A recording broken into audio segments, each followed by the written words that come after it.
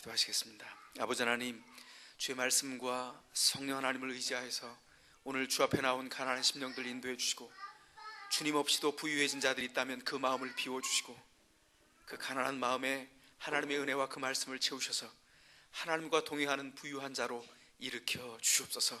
우리의 마음을 주 앞에 두시기를 소원할 때에 예수 그리스도의 이름으로 기도합니다. 아멘. 지난 한 주간 동안 저희가 한 번도 해보지 못한 새로운 시도를 했습니다. 영육구원 기도 회개와 마음지킴의 기도를 시작하면서 바나나 기도라고 하는 이상한 이름을 붙인 기도를 시작했는데 어떠셨어요, 여러분? 한 주간 동안 쉽지 않으셨을 겁니다. 습관이 안 되셨다면 쉽지 않으셨을 거고, 그러나 그 습관을 통해서 하나님 앞에 한 걸음 더 친밀한 교제 가운데 나아가서 우리가 힘겨워했던 일들이 은혜 안에서 힘겹지 않게 바뀌어지는 그런 축복을 다시 한번 경험하게 될 것입니다. 하나님께서 우리에게 주신 그 기도를 통해서 바나나 기도가 어떤 의미가 있다 그랬죠? 바나나의 뿌리가 얕지만 넘어지지 않는다. 왜냐하면 뿌리가 서로 연결되어 있기 때문에. 중보 기도를 함께 기억하고 함으로 우리를 서로 영적인 뿌리를 연결하는 영적인 동지의식을 우리 가운데 만들어 줄 것입니다. 제가 몇몇 사람을 좀 점검했는데 한 분은 그렇게 얘기했어요. 20분이 그냥 이름만 기억하고 성도들과 성도들 가족들 쫙 기억하고 기도만 해도 20분이 그냥 후딱 지나갔어요. 은혜입니다. 그런 분들은 20분만 하지 마시고 30분도 괜찮고 40분도 괜찮고 1시간이면 어떻겠어요? 밤을 새는 것도 주의 은혜라고 생각이 듭니다. 주께서 우리에게 허락하신 교제의 기쁨이 우리 가운데 있기를 원합니다. 오늘 저희가 잠언 4장 23절 우리 영육구원 기도의 주제 구절을 가지고 함께 은혜를 나누게 될 건데, 잠언은 우리가 흔히 익숙하게 접하지만 잠언처럼 주제나 혹은 맥락을 발견하기가 어려운 성경이 없다고들 그렇게 얘기합니다. 그런데 잠언을 자세히 살펴보면 잠언에도 일정한 주제와 흐름과 방향이 있는 것을 발견합니다.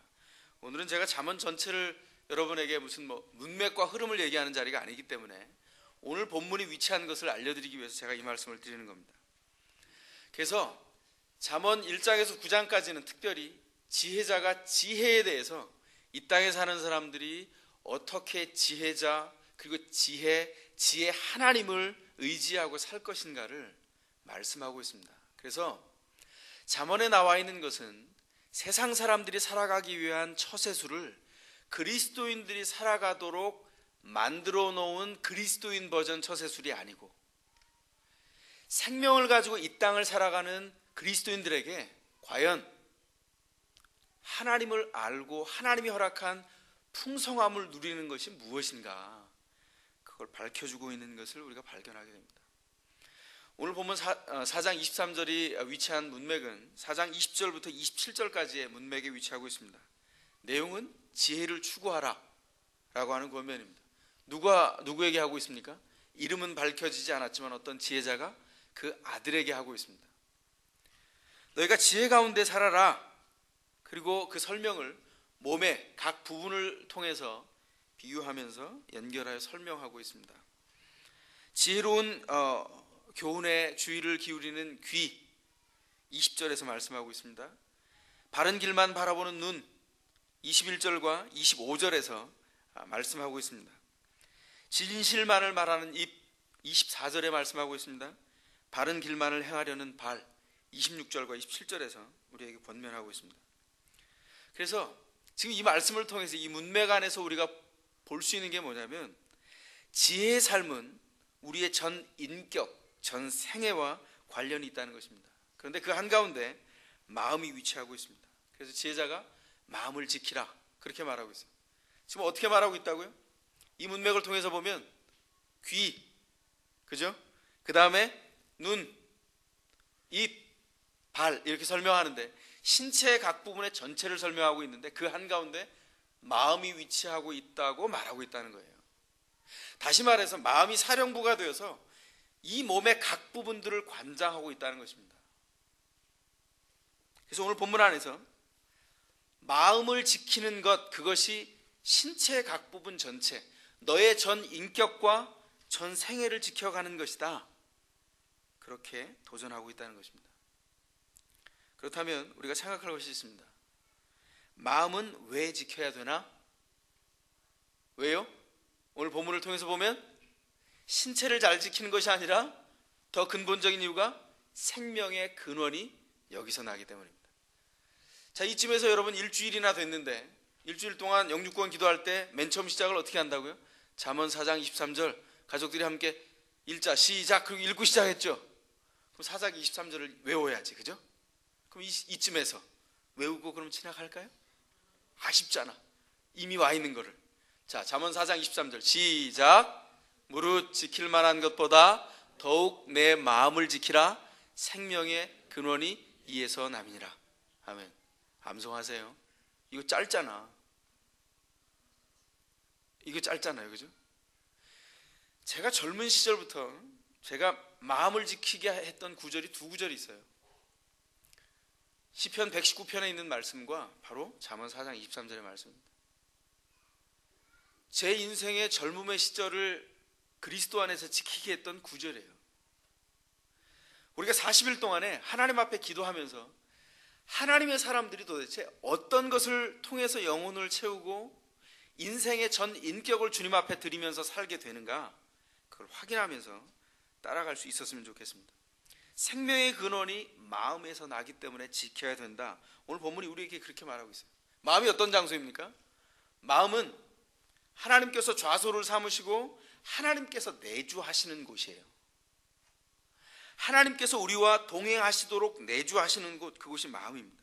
우리와 만나는 곳, 우리와 교제하는 곳, 우리와 교제하여서 하나님이 신자된 우리와 연합하는 곳, 그곳이 바로 마음이라고 말씀하고 있다는 겁니다. 그래서 우리의 마음을 주님 앞에 드리면 우리가 놀라운 경험을 하게 됩니다. 주님과 연합하여서 하나님과 교제와 교통이 일어나는 이 땅에서 경험해보지 못했던 놀라운 경험들을 시작하게 된다는 것입니다. 그렇다면 우리가 먼저 어려운 부분들, 안 좋은 소식을 먼저 들어야 좋은 소식이 무엇인지를 알 수 있잖아요, 그죠? 그래서 마음을 지키지 않으면 도대체 우리의 삶에 어떤 일이 벌어지나, 그것부터 우리가 좀 알아볼 수 있었으면 좋겠습니다. 금방 말씀드린 대로 전인의 중심이 마음이기 때문에 마음이 하나님을 향해서 거룩과 생명으로 지켜지지 않으면 심각한 일이 우리에게 벌어지기 시작합니다. 생명의 근원을 찾는 일이 실패되는 거예요. 근원이 고갈돼 버려요. 근원이 끊어져 버립니다. 그런데 그것을 오늘 본문이 신체의 각 부분과 연결하기 때문에 그 부분과 연결해서 한번 살펴보겠습니다.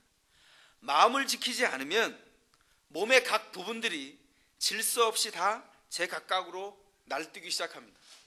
먼저 날뛰는 것은 귀입니다. 귀는 엉뚱한 걸 듣습니다. 마음을 지키지 않은 귀는 하나님의 말씀이 아닌 것을 더 귀를 기울이고 생명을 줄 수 없는 말들에 잘 속아 넘어갑니다. 그리고 하나님이 말씀하신 건 귀 기울이지 않아요. 그래서 남들이 얘기했다는 이상한 말들에 더 많이 귀를 솔깃하고 하나님의 말씀에 귀를 기울이는 일에 실패하는 생애를 살아간다는 거죠. 마음을 지키지 않으면 그 연결된 눈은 하나님이 의도하신 것을 보려고 애쓰지 않습니다. 오히려 하나님이 의도하지 않은 것을 보려고 애를 씁니다. 그리고 뭔가 단번에 인생을 확 역전시킬 것이 없는가 찾기 시작하고요. 한마디로 은혜의 한탕주의를 꿈꾸게 됩니다. 그리고서는 돌아와서 자기 일상에 돌아오면 일상에서 성실하게 살아가고 있는 옆에 있는 이웃들, 친구들, 성도들을 자신과 비교하기 시작합니다. 그리고 그 다음에 일어나는 현상은 뭐죠? 선물을 받죠. 눈이 뒤집히는 겁니다. 눈이 뒤집혀서 마음속에서 쓴물이 막 올라와요. 나는 없는데 왜 저것들은 저런 게 있지? 나는 그토록 원하는데 왜 나한테는 없고, 저 사람들은 말해보면 나는 원하지 않는다는데 왜 저 사람들에게는 있는 거야? 내겐 없는데 왜 저것들은 다 누리고 가지고 있노? 이러면서 마음에 쓴물이 올라오기 시작한다는 거죠. 눈꼴이셔서 이웃들을 보지를 못해요. 관계가 깨어지게 된다는 것입니다. 그리고 하나님이 자신 안에 두신 은혜를 보지 못하고 비교된 다른 사람 앞에서 초라한 자기를 보고 절망하기 시작합니다.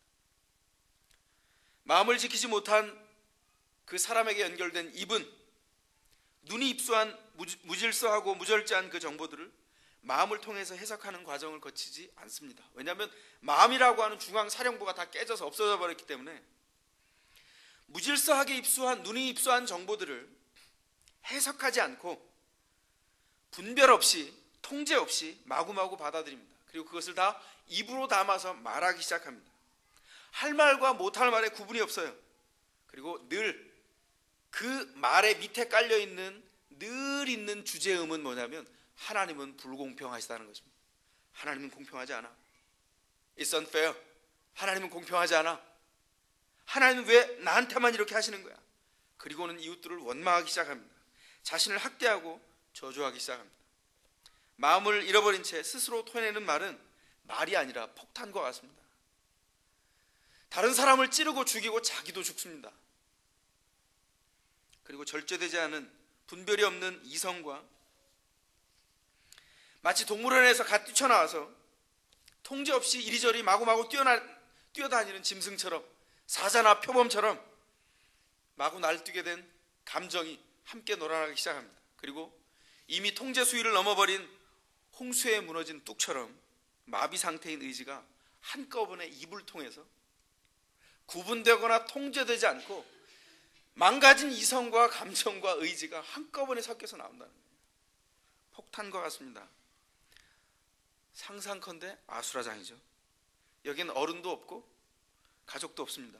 최소한의 예의나 배려도 없습니다. 사랑하는 사람도 사랑해준 사람도 소용이 없습니다. 마음을 잃어버린 입의 참상은 너무나 엄청난 것입니다. 마음을 지키지 못한 사람의 바른 길을 걷는 감각을 잃어버립니다. 마음의 통제가 그치면 발은 자기 일에 바쁘고 분주하게 다닙니다. 우리 중에 바쁘지 않은 사람이 누가 있습니까? 너무나 바쁜, 그래서 입에 달리죠. 바쁘다 바빠 이러면서 발이 오만 대로 뛰쳐다니는 거예요. 그러나 그 바쁨이 정당한 것인지 우리가 돌아볼 필요가 있습니다. 일반적으로 여성의 경우입니다. 일반적으로 여성들은 아침에 씻고 옷 갈아입고 화장하는데 1시간이 걸린다 그럽니다. 평균적으로라고 제가 말씀드렸어요.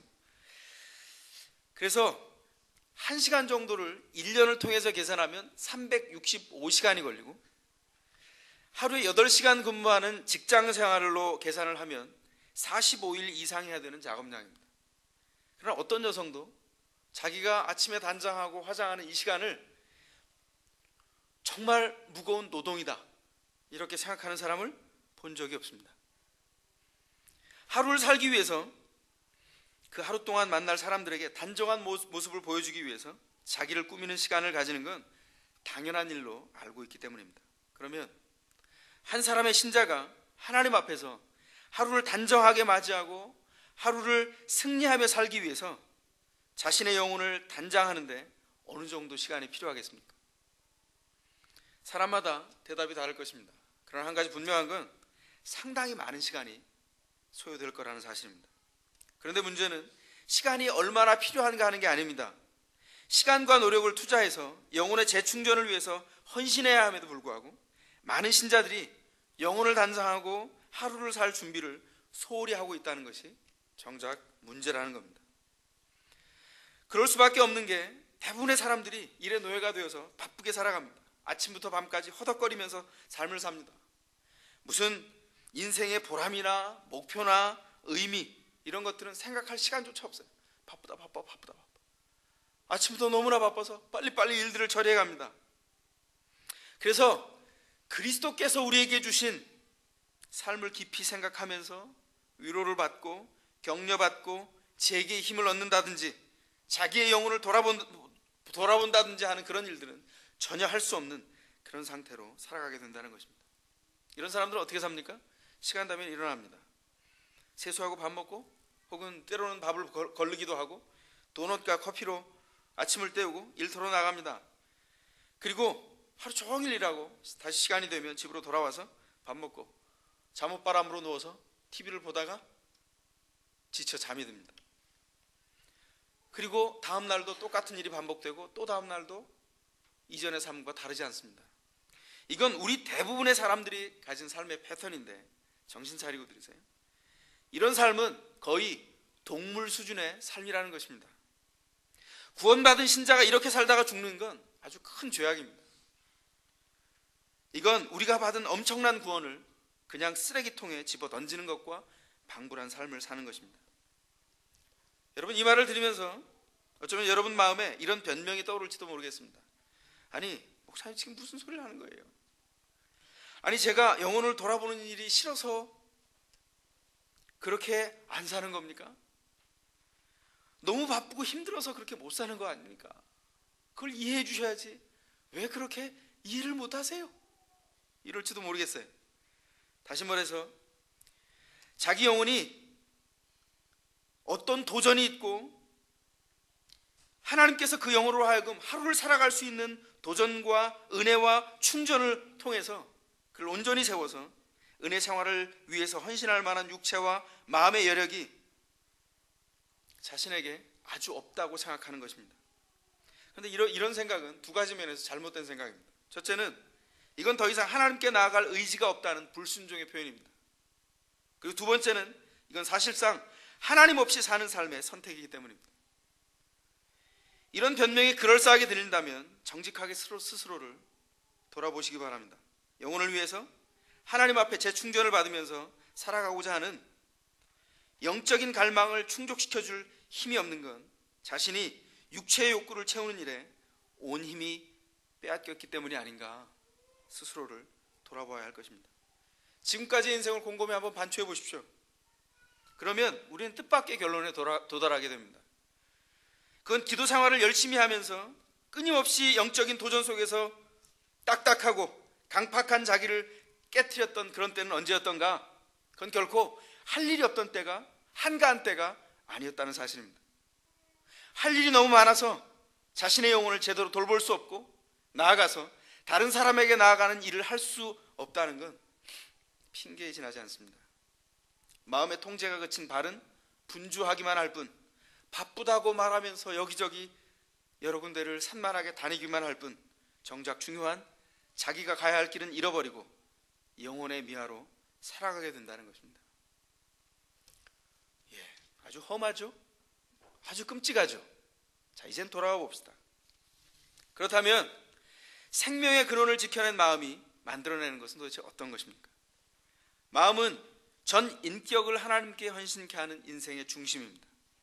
전 인격의 사령부라고 말씀드렸습니다. 그러므로 마음을 지키면 우리 신체 각 부분에 이런 일들이 일어납니다.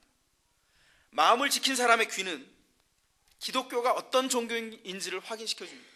기독교가 어떤 종교입니까? 기독교는 들음의 종교입니다. 우리는 성경을 읽으면서도 듣는다라고 말합니다. 기독교가 가지고 있는 가장 중요한 특징 중에 하나는 듣는 것입니다. 말하는 게 아니라고요. 기독교는 보는 것보다 듣는 것이 특징으로 삼은 그런 종교입니다. 그래서 뭐라고 말씀합니까? 하나님께서 하나님의 백성에게 말씀하실 때 그 백성은 듣습니다. 그 들은 것을 가지고 삶의 기초를 닦고 삶을 세워나갑니다. 주님이 뭐라고 말합니까? 신명기 6장 4절에 보면 이렇게 말씀합니다. 들으라 이스라엘아, 우리 하나님 여호와는 오직 하나인 여호와시니. 구약 이스라엘 백성들, 신약의 입장에서 구약을 보면 구약의 이스라엘 교회의 특징이 뭡니까? 듣는 종교였다는 것입니다. 쉐마, 들으라 이스라엘. 그 백성이 들었습니다. 들은 그 백성에게 어떤 일이 벌어졌습니까? 하나님이 말씀하실 때 귀가 열립니다. 마음이 열려야 귀가 열려요. 그리고 그 열린 귀를 통해서 하나님께서 말씀한 약속을 듣습니다. 온 지체와 연결이 되어서 전인의 연합, 전인의 통합, 전인이 하나님 앞에 나아가는 헌신을 경험하기 시작합니다. 그리고 그가 어떻게 자기에게 있는 가족들을 돌봐야 될지에 대한 정보를 입수하고 어떻게 헌신해야 될지에 대한 통로도 거기서 얻습니다. 그래서 신명기 6장에서 뭐라고 말씀합니까? 하나님 여호와시니 들으라 이스라엘을 이렇게 말씀한 다음에 뭐라고 말합니까?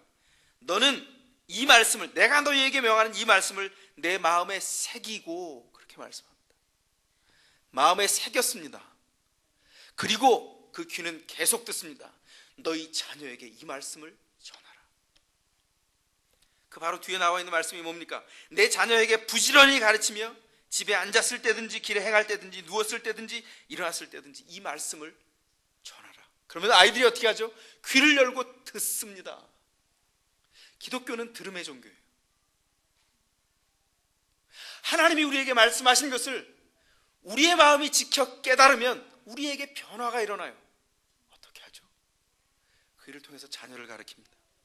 그리고 내가 주님 앞에 그 말씀을 가지고 가정을 세우고 내 삶에 있는 질서들을 만들어가기 시작합니다. 하나님의 말씀이 자녀에게 있고 그 말씀이 내 삶의 일부가 되고 내 인격의 일부가 되어서 내 삶을 통합해서 내가 온전히 하나님의 사람으로 살아갈 수 있도록 거룩한 마음에 지배를 받는 귀가 우리의 전의를 헌신할 수 있도록 우리를 인도해 간다는 것입니다. 하나님 앞에서 마음을 지킨 사람의 눈은 하나님이 의도하신 것을 보려고 하나님 앞에 집중합니다. 그 바뀐 눈으로 새로운 관점과 인생관을 만듭니다. 그리고 주님께서 우리에게 주신 것으로 우리의 삶에 들어오는 모든 것을 판단하고 하나님께서 우리에게 보게 하신 것들을 하나님의 관점으로 보기 시작합니다. 이거 우리가 묵상했잖아요, 그죠? 마태복음 6장 한번 가볼게요. 마태복음 6장, 이건 찾아보겠습니다. 6장 22절.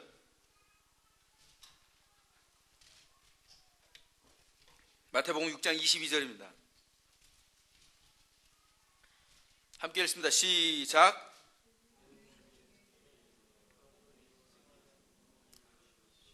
다시 한번 크게 한번 읽어보겠습니다. 22절 시작. 눈은 몸의 등불이니 그러므로 내 몸이 성하면 온 몸이 밝을 것이요 내 눈이 성하면 온 몸이 밝을 것이요 그랬어요. 눈이 어두우면 그러면 빛의 어둠이 얼마나 크겠느냐 그렇게 말씀하셨죠. 그런데 재미있는 것은 이걸 한번 바꿔보면 재밌습니다. 자, 여기 22절 펴놓으시고요, 이 눈을 관점이란 말로 한번 바꿔 읽어볼게요. 관점 시작. 관점은 몸의 등불이니 그러므로 내 관점이 성하면 온 몸이 밝을 것이요. 달라졌죠? 인생관이란 말로 한번 바꿔볼게요. 인생관 시작. 인생관은 몸의 등불이니 그러므로 내 인생관이 성하면 내 몸이 밝을 것이요. 이 지금 눈에 대해서 말씀하시는 이 말씀이 위치한 문맥이 어딥니까? 이 문맥을 보면 우리에게 염려하는 일이 가득하고 어떻게 돈 벌까, 어떻게 먹을까, 어떻게 마실까, 어떻게 입을까 염려해야만 되는 염려가 가득한 환경 한가운데 우리가 위치한 것을 알고 우리에게 주시는 거예요. 염려할 만한 환경 한가운데 있다는 것을 말씀하시는 그 한가운데서 눈에 대해서 얘기하고 있습니다. 어떤 의미를 담고 있습니까? 우리가 가지고 있는 관점이 염려를 뚫고 하나님께서 우리에게 허락하신 약속과 즐거움을 보게 한다는 거예요. 약속이 없으면 환경은 우리에게 아무것도 새로운 것을 제공해 주지 않습니다. 제가 이 환경에 대해서 2주 전에 여러분과 말씀을 나눴는데 기억하세요? 물론 기억 못 하시죠. 그래서 제가 다시 한번 말씀을 나누겠습니다. 우리가 흔히 하는 일이 뭡니까? 좋은 환경이 될 때까지 기다리는 겁니다. 환경이 좋아지면 우리 마음에 이렇게 상상하고 생각해요. 스스로 말해요. 환경이 좋아지면 행복해질 거야. 환경이 좋아지면 여행도 가야지. 환경이 좋아지면 헌금도 해야지. 이 부분에서 제가 열을 냈었죠? 여러분 기억하세요? 착각이라는 거죠. 절대 일어나지 않아요. 왜 그렇습니까? 우리가 정작 그 좋은 환경을 기다리는 동안에 우리의 믿음은 멈추지 않고 훈련되지 않기 때문에 좋은 환경을 기다리는 동안 우리의 믿음은 바닥을 친다는 거예요. 늘 환경은 변하기 때문입니다. 환경은 궁극적인 행복을 가져다 주지 않기 때문입니다. 그래서 여러분에게 권면합니다. 환경이 좋게 될 때까지 기다리지 마세요. 그 환경은 여러분을 만들지 않습니다. 여러분이 그 환경을 누리는 거예요. 그래서 환경은 영원히 우리 편이 아닙니다. 오히려 환경은 우리가 이 땅에서 극복하고 싸우면서 이겨야 될 상대편이에요. 잘 점검해 보십시오. 우리의 인생을 엉망으로 만드는 건 환경이 아니라 하나님을 붙들지 못하는 우리의 산만한 마음과 늘 분주하기만 한 우리의 영혼의 게으름입니다. 아닙니까? 그리고 거기에는 반드시 있습니다. 우리의 잘못된 눈이 거기에 있습니다. 하나님께 집중된 마음, 하나님께 지켜진 마음과 연결된 눈은 생명 있는 관점으로 인생을 봅니다. 그리고 그 관점은 어떤 어려운 환경도 뛰어넘습니다. 염려해야 될 때 낙관하고 긍정할 줄을 알고, 아유 염려 안 해요. 하나님이 이 길 통과하게 하셨는데 지나갈 수 있어요. 이렇게 말한다는 거예요. 절망할 만한 일이 있을 때에도 새로운 관점으로 보아서 그곳에서 소망과 하나님의 기쁨을 창조해내는 그런 믿음을 발휘하게 된다는 것입니다. 하나님을 섬기니까 나에게 주님께서 반드시 일하실 거다라고 하는 확신이 중심에서 흔들리지 않고 뿌리를 내리고 있다는 것입니다. 그리고 성실하게 하나님 앞에 집중합니다. 은혜의 한탕주의를 꿈꾸는 것이 아니라 날마다 베푸시는 은혜에 만족합니다. 그리고 환경이 다른 사람들, 나보다 더 나아 보이는 사람들, 그 친구들, 그 이웃들, 그 성도들을 향해서 눈을 치켜뜨고 가재미 눈으로 째려보는 것이 아니고 그 사람들을 있는 그대로 용납하고 그들도 하나님의 길을 가도록 우리의 기도 시간에 그들을 축복하고 우리의 말을 담아서도 그들을 축복하는, 그리고 우리의 눈은 선함으로 그를 하나님 앞에 세우는 그런 인생의 축복자로 서게 한다는 것입니다. 뭐가 달라졌습니까? 관점이 바뀐 겁니다. 마음을 지킨 사람의 입은 새로운 관점으로 인생을 보는 그 눈이 입수한 정보를 받습니다. 어떤 정보죠? 무질서한 것이 아니라 질서 있는 정보, 분별해서 선악을 분별해서 생명인 것들을 입수한 그 정보를 입수하고 그 질서 있고 통합된 정보들을 마음을 통해서 해석하고 하나님의 은혜로 만족한 영혼의 숙성 과정을 거친다는 것입니다. 여러분, 포도주만 숙성 과정이 필요한 게 아니에요. 우리의 입도 숙성 과정이 필요합니다. 여러분은 몇 년 산 입입니까? 숙성 과정을 거치셨어요? 혹시 그냥 담아내자마자 그냥 막 이렇게, 이건 무질서한 겁니다. 하나님께서 우리에게 우리의 하나님 앞에 지켜진 마음으로 배려하고 격려하고 기도하고 거룩하게 세워서 통제된 마음으로 다시 바라본 그 입, 절제되고 하나님 앞에 헌신된 그 입은 하나님의 의도를 은혜 가운데 해석한 말로 담아내서 생명을 살리고 배려하고 길을 제시하는 하나님의 생명을 담아내는 입으로 살아가게 된다는 것입니다. 그래서 어떤 때는 따끔한 권면도 아끼지 않고, 그러나 많은 순간 따뜻한 가슴과 격려로 사람들을 이끌어가는 그 마음의 의도를 입에 담아내게 된다는 것입니다. 마음을 지켜낸 사람의 바른 길을 걷는 감각으로 온통 채워져 있습니다. 마음의 의도가 요청하고 명령하는 대로 바른 하나님이 의도하신 절제된 생명의 길과 바른 길만을 걸으면서 자기 영혼이 사는 길은 다른 이를 돌보는 희생과 섬김임을 인정하고 섬김을 위한 산을 넘는 사슴에 발휘되고 복음을 전도하기 위한 복음을 든 전도자의 아름다운 발이 된다는 것입니다. 이런 사람들은 바쁜 중에도 남을 배려하고 나를 위한 이기적으로 쉬기 위해서, 이기적으로 자기 쾌락을 누리기 위해서 발길을 돌리는 것이 아니라 오늘 내가 필요한 장소에 그 발을 옮기며 그들을 배려하고 바쁜 중에도 격려하는 생명을 만들어내는 생명의 지경을 넓히는 발로 사역하게 된다는 것입니다. 그렇다면 마음을 어떻게 지켜야 될까요? 마음이 지켜지면 이 모든 일들이 일어난다는 것입니다. 마음이 얼마나 중요합니까? 그렇다면 마음을 어떻게 지켜야 되는가? 우리가 그것을 살펴봐야 할 것입니다. 마음을 지킨다는 것은 그 일을 위해서 힘쓰는 것을 의미합니다. 그런 의미에서 신자가 마음을 지키는 건 단지 자기의 마음만을 살피는 것을 의미하지 않습니다. 우리가 지금 성경에 뭐라고 되어 있어요? 더욱 내 마음을 지키라, 그렇게 되어 있는데 히브리 성경 원문에는 정작 더욱이란 말이 없습니다. 그 단어가 없어요. 단지 지키라는 단어 자체에 그 강한 의미가 내포되어 있습니다. 그래서 원문의 의미대로 다시 한번 번역해 보면 이렇게 번역할 수 있습니다. 지키는 것, watching, 지키는 것. 여기 지키는 것은 어떤 걸까요? 파수하는 것, 망 보는 것, 이런 걸 의미합니다. 성에 올라가서 망루에서 망을 보고 적이 쳐들어오나 쳐들어오지 않나 유심히 뚫어지게 지켜보는 것, 그걸 의미하는데 지키는 것 모두 중에서 그랬습니다. 여기 모두는 뭘까요? 오늘 본문 문맥에 나온 귀, 눈, 입, 발, 신체 전부. 지키는 것 모두 중에서 너의 마음을 파수하라. 왜냐하면 생명의 샘들이 거기서부터이기 때문이다. 그렇게 되어 있다는 겁니다. 다시 말해서 마음이 지켜지고 파수가 되면 우리의 모든 각 지체, 전 인격이 하나님을 향해서 자동으로, 어쩌면 마음을 지켜서 그 복존된 상태로 온 지체가 하나님을 향하여서 자동으로 마치 가는 것처럼 보이도록 방향을 바꾸게 된다는 거예요. 마음을 지키는 것이 얼마나 중요합니까? 그래서 이 말은 마음이 온몸의 사령부이기 때문에 마음을 지키는 것이 우선적으로 중요하다는 것을 얘기합니다. 이 지킴은 적들의 공격으로부터 성을 파수하는 것처럼 목숨을 걸고 지키는 것을 의미한다는 것입니다. 여러분, 요즘 재미가 쏠쏠하죠? 무슨 드라마를 보세요? 주몽이라는 걸 많이 보더라고요. 그죠? 거기 뭐 성을 지키고 막 이러는 거 나오지 않아요? 다시 말해서 본문의 의미는 신자가 마음을 지키는 건 그저 막연한 믿음으로 자신의 마음의 미래 상태를 낙관하는 것이 아니라 자신의 전투적인 결의를 가지고 하나님이 주신 은혜의 영향 아래 있는 마음의 상태를 파수하는 것을 의미한다는 것입니다.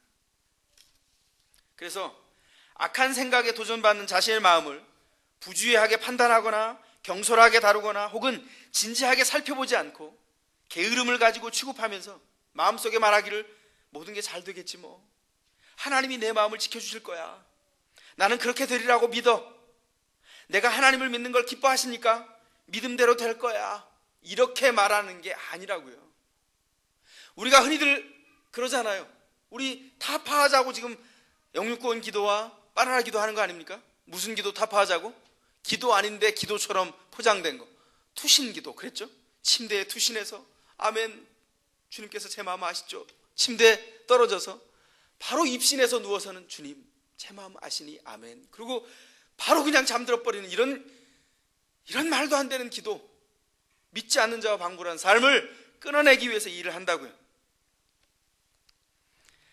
게으르게 이 일들을 추구하면서 내가 하나님을 믿으니까, 주님을 사랑한 적이 있으니까 오늘도 이루어 주시겠지, 이렇게 하는 것은 틀린 판단이라는 것입니다. 이건 마치 한때 막 사람들 가운데 옮겨 다녔던 우스갯소리하고 비슷합니다. 여러분, 이런 얘기 아십니까? 좀 오래된 얘기인데, 한 남자가 택시를 합승을 했습니다. 한국에는 택시가 왜 붐비잖아요. 잡기가 어렵고. 옛날엔 그랬습니다. 그래서 한 남자가 합승을 했는데 자기보다 먼저 한 여자가 타고 있었어요. 그리고 자기가 타고 또 다른 여자가 타서 뒷자리에 세 사람이 앉게 됐다는 거 아닙니까? 그런데 왼쪽에 먼저 탄 여자는 못생긴 여자고 자기 취향이 아니에요. 그리고 자기보다 나중에 탄 여자는 아주 매력적이고 눈이 번쩍 뜨일 만큼 아름답게 생긴 그 사람 마음에 그렇게 생긴 여자라는 거예요. 그런데 마침 그 택시 운전사가 난폭한 운전사여서 아주 난폭하고 거칠게 모는데 커브를 확 트는 거예요. 자, 그러면 오른쪽으로 커브를 확 틀면 어떻게 되죠? 몸이 어디로 쏠려요? 왼쪽으로 쏠리죠. 그럼 왼쪽에 누가 있어요? 못생긴 여자가 있죠. 그래서 그 사람이 왼쪽으로 탁 쏠릴 때 이렇게 기도했다는 겁니다. 주여, 저를 시험에 들게 하지 마옵소서. 그렇게 기도했다는 거예요. 이 사람이 가다가 왼쪽으로 또 싹 커브를 틀었어요. 그럼 몸이 어느 쪽으로 쏠려요? 오른쪽으로 싹 쏠리죠. 오른쪽엔 누가 있다? 그 사람이 매력적으로 느끼는 여자가 있다는 거죠. 그때 그 남자가 기도했다는 거 아닙니까? 주여, 주님의 뜻이 정 그러시다면 뜻대로 하시옵소서. 그런데 문제는 이 남자가 유부남이라는 거예요. 그죠? 심각한 거죠. 나쁜 놈이죠. 그죠? 에? 이건 마음을 지키는 것이 아니라 정신이 빠져서 마음의 미래 상태에 대해서 흐리멍텅한 낙관을 하고 있는 겁니다. 이런 식의 막연한 자세로는 성난 파도처럼 밀려오는 유혹과 염려로부터 마음을 지킬 수 없다는 것입니다. 적이 수시로 쳐들어오는 것을 알면서 한 사람이 성 밖에다가 팻말을 하나 딱 붙여요. 적들이여 그만 괴롭히시고 공격하지 마소서. 그럼 적들이 안 옵니까? 더 오죠. 무슨 말씀인지 아시겠어요? 마치 이것은 누워서 아무것도 준비하지 아니하고 하나님의 성도가 되어서 자신의 삶을 유기한 채 믿는다고 하면서 그 믿음은 저 왕년에 믿었던 거고, 오늘 교회에 몸은 와 있지만 마음은 온갖 군데 오만 갈래로 흩어져서 그 마음의 성을 파수하는 자가 없고 마음은 가출 중이어서 어디가 있는지 알 수도 없는, 그래서 적들이 마음껏 침탈하고 온 전 인격과 온 몸을 망가뜨리도록 다 허용해버린 그런 삶을 살고 있지는 않는지 우리가 돌아봐야 된다는 것입니다. 우리가 성을 지키기 위해서 어떻게 해야 됩니까? 만약에 우리가 마음의 성을 지킨다고 한다면 성주의를 환하게 불러 켜놓고, 그리고 예상되는 침투 경로를 파악해서 현장에 정찰대를 보내고 수비대를 강화해서 침투 조짐이 없는지, 언제 쳐들어올 것인지 전투력을 키워서 적들이 올 때를 만반의 대비를 한다는 것입니다. 그래서 이 일을 바라보는 침투를 노리는 적들이 저 성을 공격하게 되면 저항이 엄청나겠구나, 희생이 만만치 않겠다, 성을 얻기가 아주 어렵겠구나, 이렇게 판단을 하게 된다면 지금 성을 효과적으로 파수하고 있다는 표시란 얘기입니다. 무슨 말씀인지 아시겠어요? 하나님 앞에서 구원을 받은 신자로 살아가지만 그 구원은 날마다의 회개와 우리의 마음을 주님 앞에 지켜내는 하나님 앞에 신자된 계속된 본투와 전투와 훈련과 마음의 지킴을 통해서가 아니면 결코 이루어지지 않는다는 것입니다. 그래서 우리가 이 일을 하는 것입니다. 만약에 이 일이 그냥 날로 먹는 것처럼 가만히 있어도 된다면 왜 이렇게 애를 씁니까? 그냥 가만히 있으면 되지. 중요한 것은 하나님께서 우리에게 주신 마음이, 신자된 우리가 책임을 지고 주님 앞에 지키고 세우고 우리의 전 인격이 주님을 향하도록 우리에게 책임을 두시고 그 은혜 가운데 주셨다는 데 있습니다.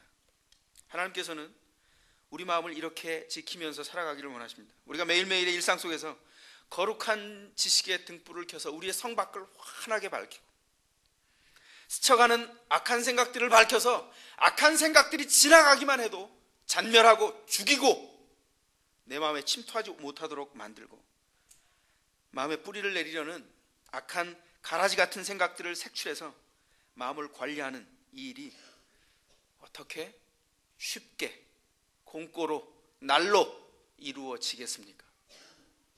이 일에는 엄청난 희생과 노력과 우선순위의 새로운 다짐과 주님 앞에서의 새로운 헌신이 필요합니다.